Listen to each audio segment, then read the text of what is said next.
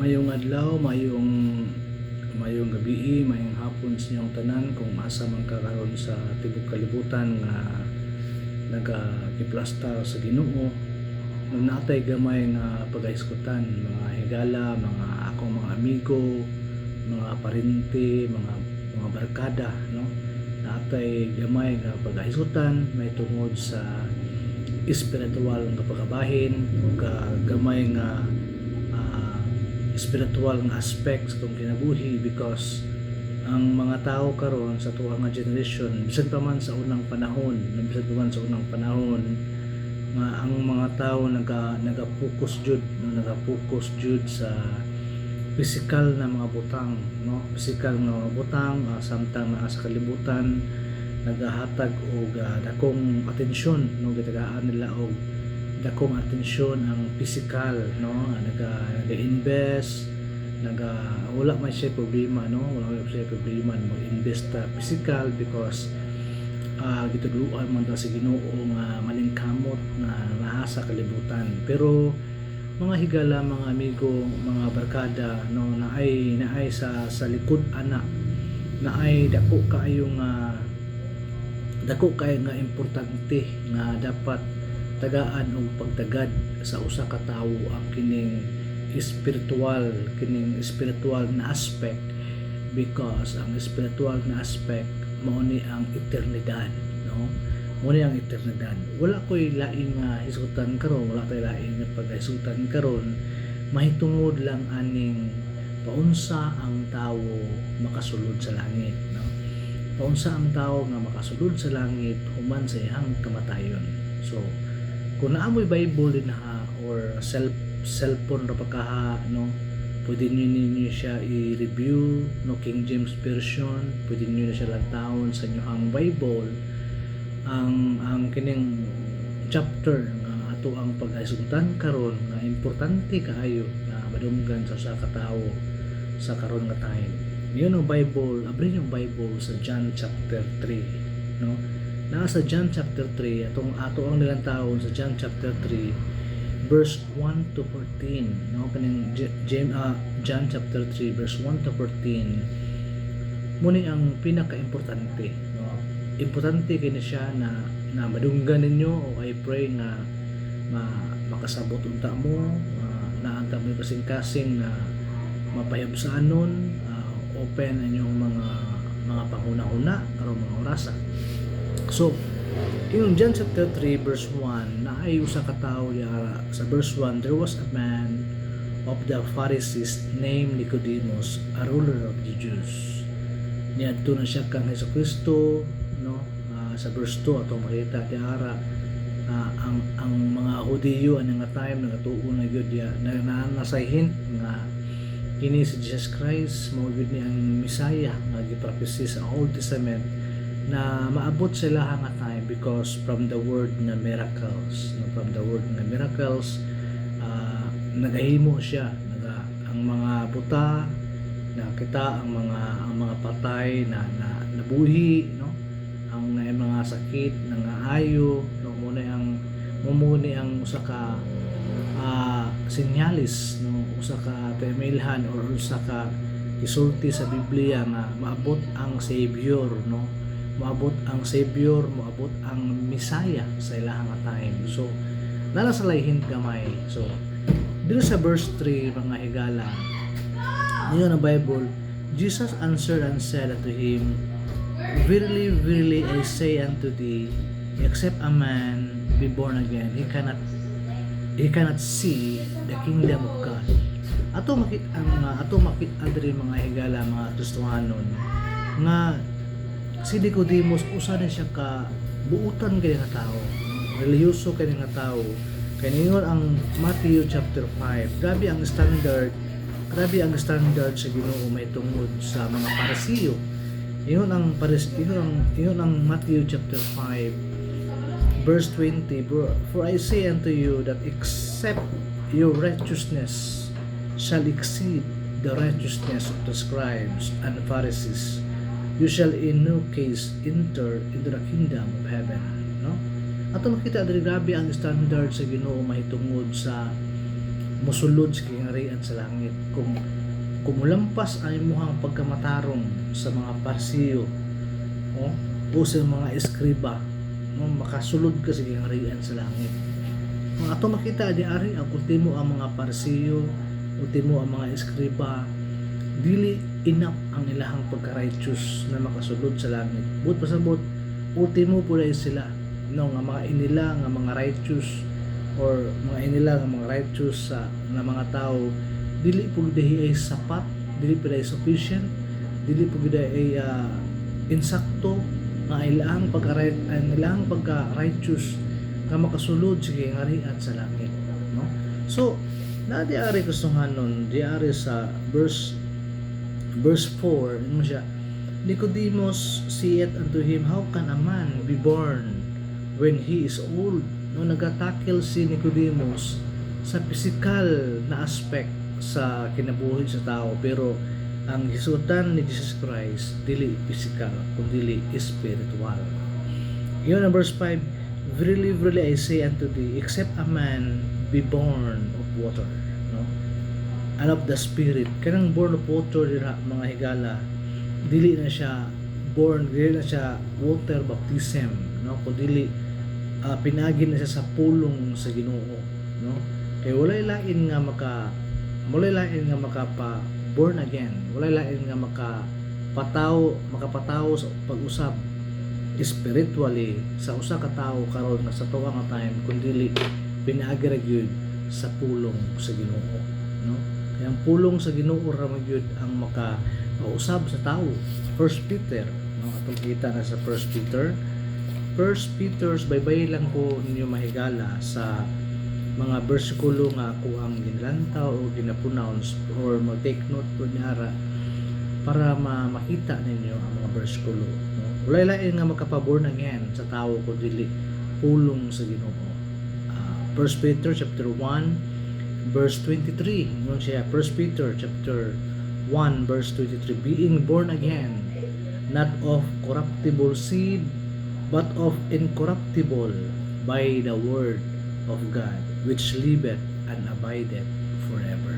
So walay lain nga makapaborn again nato, dili ang water baptism, dili ang pagkinabuhi matarong, dili ang relihiyon ang makatabang nato sa para maborn again kita, kundi pinaagi sa word of God, pinaagi sa Bible na naay gihatag sa Ginoo dinhi kanato. So muna ang atong gihimo karon, muni ang importante kaayo na aspect sa kinabuhi sa tawo, ang pagpaminaw sa pulong sa Dios, labi na gyud ning doctrine sa kaluwasan, no. So yun ang Bible niya sa verse 6, no. Yun siya, si Nicodemus nagatakil siya sa physical nga pagkatao, si Jesus Christ nagtakil siya sa spiritual na aspect. Ngayon ang verse 6, that which is born of the flesh is flesh, kato katao sa unod, and that which is born of the spirit is spirit, no. Spiritual ang aspect nga gibuot pasabot ni Jesus Christ kang Nicodemus. Iyon sa verse 7, marvel not ayo ka tingala, marvel not that I said unto thee, you must be born again. No, gisultian niya si Nicodemus, nga ikaw Nicodemus, bisan pa man og parisiyo ka, ruler ka sa usa ka Jew, no, ruler of the Jews, dili ka makasulod sa kaharian sa langit. Kihalan ka maborn again sa spiritual na aspect. Yun siya diya, the wind bloweth where it listeth, no, asagikan ang bloweth ang wind, but dili ka kahibalo asa siya padulong listeth, and thou hearest the sound thereof, but canst not tell whence it cometh, no, and whither it goeth. So is everyone that is born of the Spirit. Hinanapod sa Espiritu, sa born of the Spirit, di na to na makita sa tuong mga mata, no? Di na to na makita, or di na to na siya makita. Hinanapod sa spiritual nga pagabahin, dili siya physical nga makita sa tuang duha ka mata ang buot pasabot ni Jesus Christ. Ingon si Nicodemus sa verse 9, Nicodemus answered and said unto him, how can these things be? No? Pausa man ni mahitabo. No? Jesus answered and said unto him, art thou a master of Israel, and knowest not these things? No? Di ba? Master man ka sa Israel o sa mga kadako nga relihiyoso nga pagkatao unya, wala jud ka kahibalo aning aspect sa akong gitudlo dinha kanimo. Iyang klaro ni Jesucristo kang Nicodemus. Ingon siya diha, verily I say unto thee, we speak that we do know, and testify that we have seen, and you receive not our witness. If I have told you earthly things, and you believe not, how shall you believe if I tell you of heavenly things? Verse 13, mga higala, mga barkada, mga hiniguma, mga parinte, nakuha ng kalibutan na Jesus Christ loves you. No? He wanted the God, no, the Heavenly Father. He wanted you na gusto sa ka-desire ang Ginoo nga makaadto mo sa langit human sa imong kamatayon. Yung sa diari sa verse 13, and no man hath ascended up to heaven, but he that came down from heaven. Ipadala sa Ginoo si Jesus Christ aron mamatay sa cross, alang-alang sa tuwang mga sala. Muna yung pasabot diari, that he came down from heaven, even the Son of Man, which is in heaven.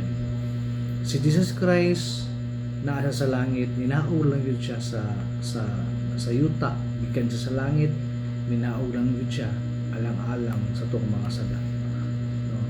Kung imo hatong tuhuan, believe on what Jesus Christ did on the cross. Maura gyud na ang makapabor na sa tao. Moto ang usa sa mga reason, moto ang mga pamaagi na makasulod og langit ang usa ka tawo once nga iyang tuhuan nga katong gihimo ni Jesucristo sa cross. Maura gyud to ang makaluwas, no? Ingon ang Bible, ma-born again ka. Ingon ang Bible, makasulod ka sa iyang arian sa langit. Dili pinaagi sa relihiyon, dili pinaagi sa pagbinuutan, makasulod ka. Ano man? Because si Nicodemus usan ni ka parisiyo, usan ni ka buutan, wala ni bisyo. Yung pagkali ng Bible, kung hagit sa Ginoo din ni kanato, kung makasulod sa kingharian, no?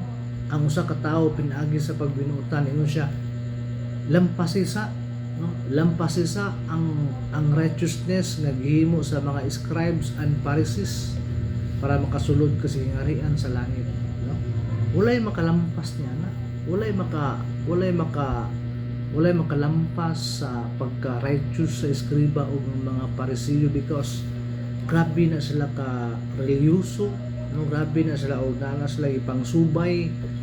But pasabot ang pagbuhat og matarong sa usa ka tawo walay merit, no? Walay merit sa mata sa Ginoo para makasulod ka sa kingharian sa langit. Kung dili ang gihimo sa Ginoo didto sa cross, mabitaw na ang reason nganong minaong siya sa langit para mamatay sa cross. Siya ang nihimong sakripisya lang, no? Siya ang niangkon sa tong mga sala, because wala tay gahom, wala tay kakayahan, no? Nga moadto sa langit pinaagi sa tong mga binuhatan, because kita na mga tao makakasala ta. Okay, halad ko makakasala ta, kinahanglan tag manluluwas. Ang manluluwas walay lain si Jesus Christ. Mo nagiingon sa Acts chapter 2, no?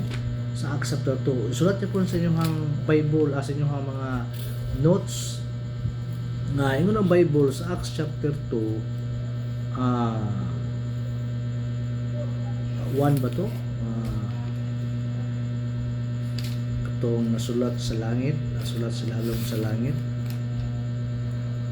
Acts chapter 4, no? Acts chapter 4 verse 12, no? Ingon ang Bible, neither is there salvation in any other, no? Wala na kalawasan pa sa any other nga pamaagi. For there is none other name under heaven given among men whereby we must be saved.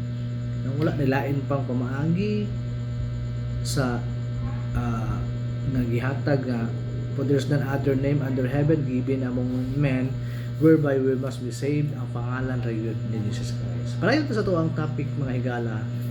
Ingon diara sa verse 14, and as Moses lifted up the serpent in the wilderness, even so must the Son of Man be lifted up. Anong naabot man, anong na-appeal man ang pangalan ni Moses sa gidiscuss ni Jesus Christ kang Nicodemus? Because nahitabo sa Old Testament, no? Nahitabo sa Old Testament mga higala nga ang mga Jew, ang mga Israelites people, samtang naga journey sila sa wilderness, gibati sila og kanang kagutom, kakapoy, kauhaw, no?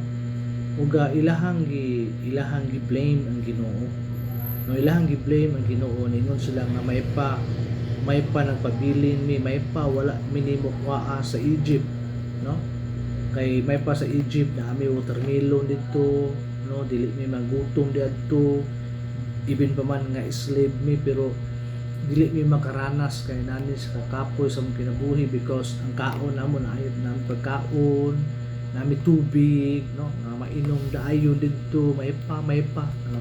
Tungod sa iyang lang kinaiya nga ilang gipakita sa Ginoo, ang Ginoo nasuko sila og gipadalaan sila og mga binumos na mga bitin, no? Uga gipamaak sila sa bitin, uga daghang kaayo ang namatay sa tungod sa pinakan sa bitin. Ug tungod ato ang mga Jew, ang mga Israelites people nagrepent, no, nag-inulsol sila sa ilang sala. Nakarealize sila nga dili maayo ang ilang gihimo sa pagmurmuring sa Ginoo sa wilderness. Uga niampo sila nga nakaangkon sila yang giangkon nga nakasala sila sa ilang gihimo. Ug ilang gihangyo si Moses nga Moses pag inang Ginoo nga mawaan na ni mga bitin nga naa sa mong palibot para dili may mga matay.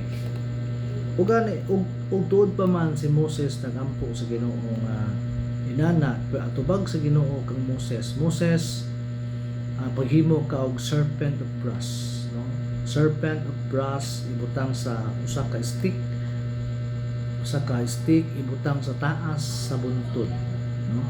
Mao ni ang requirement sa Ginoo. Unique kaayo ang pamaagi sa Ginoo na by faith ra gyud ang makaayo sa tuwa ka tayo pud karon by faith para maluwas ka nani kusuhanon nadri ato ang mensahe na diari ang punto sa kaluwasan ato i-connect sa tuwa nga generation karon, no? sa tuwa nga period karon sa tuwang kinabuhi sa wilderness. Tay usa ka serpent of brass gihimo ni Moses, ibutang niya sa stick o ibutang niya sa buntod, no? Ingon ang Bible sa Old Testament. Ingon ang Ginoo kang Moses kutob sa tawo nga mulantaw sa imong gihimo nga serpent of brass nga imong gibutang sa buntod. Kung mulantaw lang sila ato, kumulantaw sila ato sa imong gihimo, dili sila mamatay sa pinakan sa bitin. So grabe ang requirement sa Ginoo. So ang uban ato siguro wala milantaw, ang uban ato siguro napabilin ra sa ilahang 10, no? Wala milantaw, wala pa uban na nilang tao. Kung katong nilang tao na ulian sa pinakan sa bitin, ang uban kay gahi lang kasing-kasi. Ay imposible, no? Imposible nga maulian ko sa mabuhi pa ko ani nga binumos man nga bitin o kung makauban nga matay naman, no? Mabuhi pa ko ano dili na mao ang pamaagi sa ni Moses, di na mao dapat uta tambalan jud ko ani, no? Dapat tambalan jud ko ani. So naay mahinana ko sa iyon ang Bible sa tuwa nga time atong gisutan karon sa samtang nag-confront si Nicodemus ug si Jesus Christ. Ingon siya nga inana pud ko, no? Abot ang panahon nga ilansang ko sa cross. Ibutang ko sa Mount of Golgotha, no? Iyon siya, even so must the Son of Man be lifted up. Ingon ang verse 15, that whosoever believeth, no? Ingon siya nga ilansang ko sa cross kung mutuo ka. Ingon ang Biblia.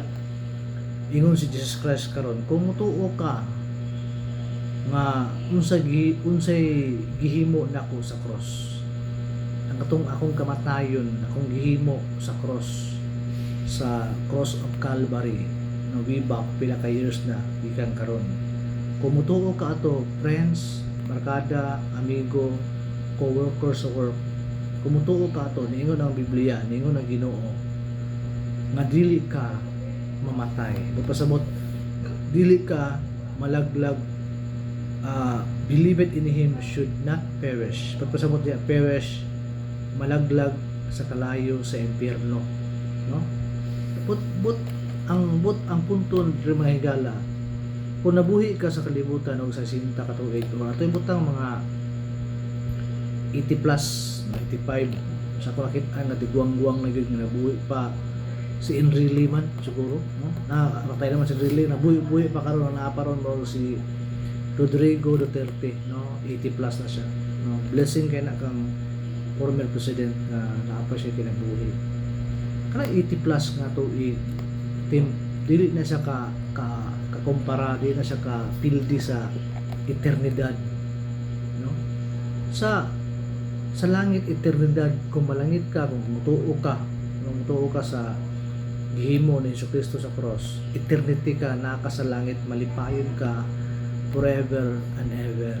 Kung dili ka mutuo sa gihimo, dili ka musalig, no, sa Biblia, di ka mutuo sa Biblia, o dili ka mutuo po sa uban nga mutuo sa Biblia pero dili mutuo sa giingon sa Biblia, karon nga igo ra ka mutuo sa iyang gihimo sa cross, nga makabaton ka kinabuhing wala katapusan, but pasabot makaadto ka sa langit kung dili ka mutuo ani kamatay nimo, no, dito ka magantos sa kalayo sa impyerno forever and ever, no?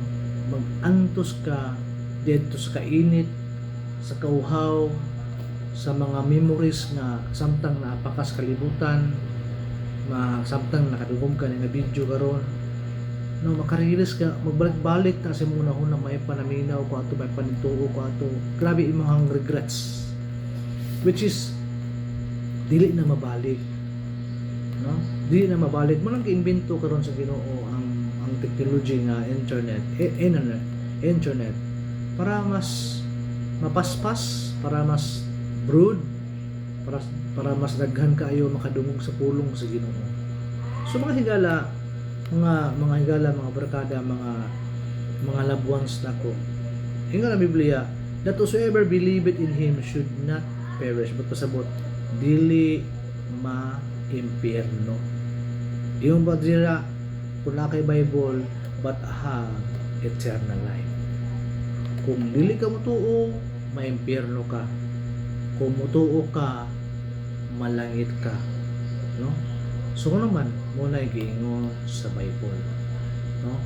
Na mo na iingon sa Bible ni Nicodemus, kung mutuo ka, makabaton ka kinabuhing walay katapusan, kinabuhing walay katapusan, pagpasabot ma-born again ka.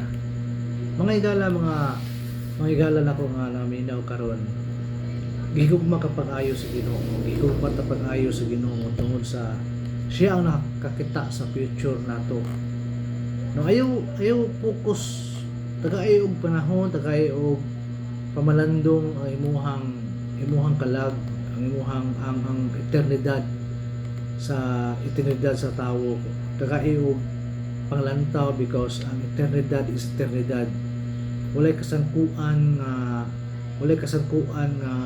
nagpuyo ka, walay kasangkuan nga kalipay, walay kahumanan nga pag-antos, no? Karon decision sa imong kinabuhi, no? Make a right choice, make a right decision. Karon mga orasa na dawata siya ang kunang nga usa ka kadako nga makakasala ug tuhui ang gihimo ni Jesucristo sa cross, katong ihang pagkamatay, pagkalubong ug pagkabanhaw.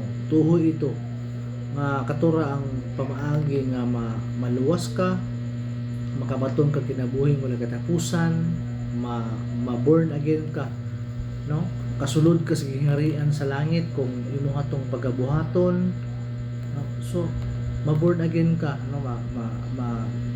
Makasulod ka sa gingharian sa langit kung imuha tong pagabuhaton. Makahigala, una-una buhaton nimo hinusuli ang imong mga sala, no?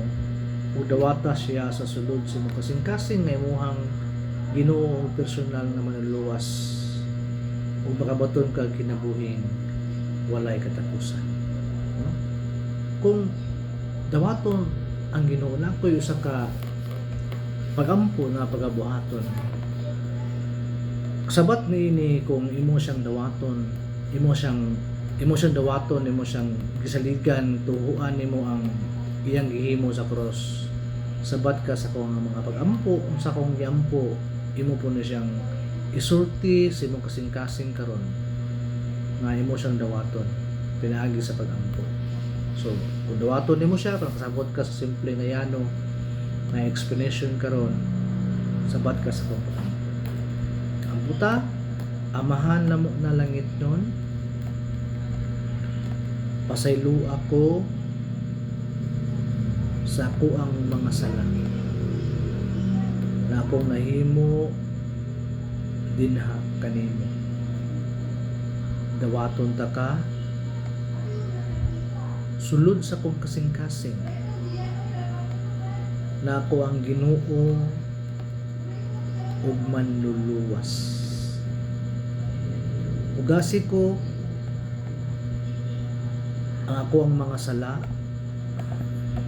pinaagi sa imong balaan na dugo na imuhang giula didto sa cross. Dawaton ta ka nga ako ang Ginoo ug personal na manluluwas. Ako ang gituohan nga imuhang gihimo sa cross. Mora jud kato ang pamaagi para makaadto ko, para makasulod ko sa kingharian sa langit human sa kong kamatayon. O kini akong gipangay o gipasalamatan sa ngalang gamhanang Jesus. Amen. Amen. Mahigala, salaghang kayong salamat sa inyong panahon sa paghatag o atensyon sa pagpaminaw sa pulong sa Ginoo karon. Akong ibalik ang dungog sa Ginoo. To God be the glory.